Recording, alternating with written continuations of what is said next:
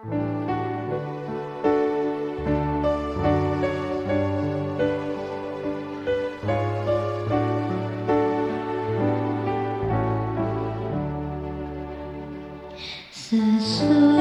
malam fajar mereka bersama Yesus, surga mulai. Habislah kerja, oh fajar mulia. Sesudah malam hari bermain. Sesudah malam pertemuan indah, tiada menangis, tiada kesal. Di negeri mulia tak lagi pisah. Sesudah malam hidup kekal. Shalom, pemirsa yang diberkati Tuhan. Kita bertemu kembali dalam seri renungan pagi pada hari ini. Sebelum kita mendengarkan renungan kita pada pagi hari ini, kita sama-sama mengundang Roh Kudus dan kita berdoa. Bapa yang penuh kasih dan penyayang dalam kehidupan kami, kami merasa bersyukur karena pada pagi hari ini Engkau masih memberikan kami nafas kehidupan dan tubuh yang sehat. Pada pagi hari ini, kami akan mendengarkan pekabaran firman-Mu melalui renungan pagi. Biarlah Engkau memberkati kami, agar kami dapat menerima dan boleh kami tanam, agar iman kami bertumbuh. Terima kasih, Bapa. Di dalam nama Tuhan kami berdoa. Amin. Renungan kita pada pagi hari, Selasa, 18 Februari 2025 dengan judul Mati untuk Hidup. Ayat hafalannya berkata, Yesus menjawab, katanya, "Aku berkata kepadamu, sesungguhnya jika seorang tidak dilahirkan kembali, ia tidak dapat melihat kerajaan Allah." Yohanes 3 ayat yang ketiga. Setiap manusia dimulai dari satu sel. Sel itu membelah lagi dan terus berkembang menjadi bagian tubuh yang berbeda.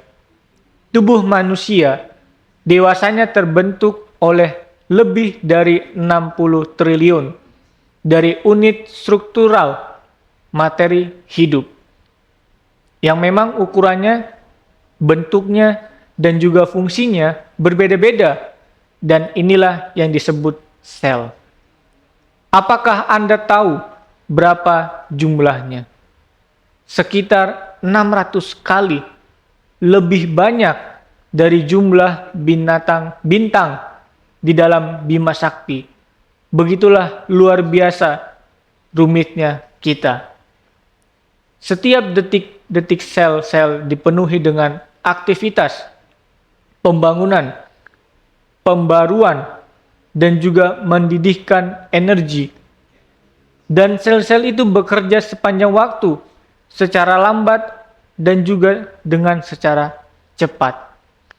Namun tidak menghentikan pengoperasian bahkan saat Anda sedang tertidur. Dan semua sel, kecuali sel-sel saraf, memperbanyak dirinya sendiri. Misalnya, jika potongan dari level Anda diangkat melalui sebuah pembedahan, dan sel-sel level yang tersisa akan bertambah banyak sampai organ kembali ke ukuran aslinya. Dan dari sejak masa kelahiran, sel-sel kulit, tulang, sumsum atau tulang, dan sel-sel jaringan penghubung mengalami kematian dan direproduksi kembali. Ini adalah melalui sebuah proses kematian dan juga kelahiran kembali. Ini akan menjadi menikmati kesehatan yang baik. Namun kesehatan rohani yang baik memerlukan sebuah proses kematian dan juga kelahiran kembali yang sama. 2000 tahun yang lalu, pada saat itu Yesus menyampaikan salah satu khotbahnya yang paling mendalam dan kepada pendengar yang berjumlah satu orang, seorang Farisi bernama Nikodemus. Dan pesannya adalah, engkau harus dilahirkan kembali untuk melihat kerajaan Allah. Nikodemus bingung, bagaimana seseorang bisa dilahirkan kembali, padahal Nikodemus sudah tua.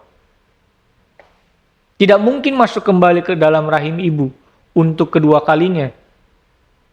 Namun Yesus menjelaskan bahwa kelahiran kembali haruslah kelahiran dari air, atau bisa dikatakan pemurnian dan juga Roh Kudus. Dengan kata lain, kita harus meninggalkan kemarahan, kita harus meninggalkan rasa sakit hati, kita harus meninggalkan iri hati, kita harus meninggalkan cemburu, dan kita harus meninggalkan kepahitan.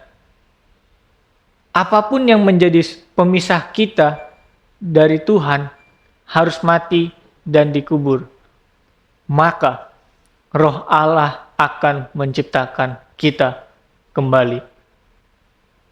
Sebuah proses kematian terhadap dosa ini tidak hanya terjadi pada saat baptisan saja, namun sebaliknya. Setiap hari dalam hidup kita, kita harus mati terhadap dosa. Dan kita juga harus menyerahkan diri kita kembali kepada Tuhan. Jika sel-sel mati dan tidak pernah bereproduksi, maka keadaan kita akan menjadi sangat buruk. Jadi ketika kita mati terhadap dosa, ataupun kita mengosongkan diri kita dari dosa, kita harus menggantinya dengan unsur pemberi hidup. Dan kita juga harus dilahirkan kembali dengan kasih, yaitu seperti Yesus Kristus. Ketika kasih karunia-Nya yang menyelamatkan kita menjadi bagian dari diri kita. Sesungguhnya kita semua adalah ciptaan baru. Tuhan, adakah sesuatu dalam hidup saya yang menghalangi saya untuk dilahirkan kembali pada hari ini? Biarlah pertanyaan ini boleh kita jawab dalam hati kita masing-masing. Gladys Holing Sehat. Tuhan memberkati kita semua. Mari kita sama-sama tundukkan kepala dan kita berdoa. Bapa yang penuh kasih, Bapa yang penyayang, dan Bapa yang sabar. Pada saat ini ya Bapa, kami merasa terberkati oleh karena firman Tuhan yang mengajarkan kami agar terus bertumbuh, agar terus menjadi pelaku firman, dan boleh menghidupkan, agar kami terlahir kembali dan menjadi tiang-tiang penerus-penerus kebenaran firman-Mu.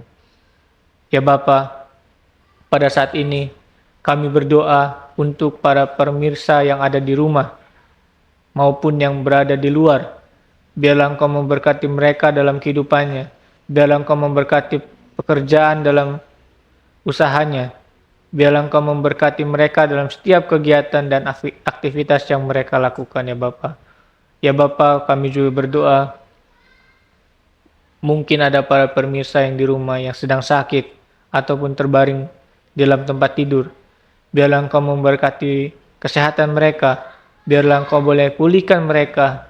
Biarlah Engkau boleh curahkan berkat-berkat kesehatan, sehingga boleh kembali beraktivitas seperti biasa ya Bapa. Ya Bapa, terima kasih di dalam nama Tuhan Juru Selamat dan Penebus kami yang hidup. Amin.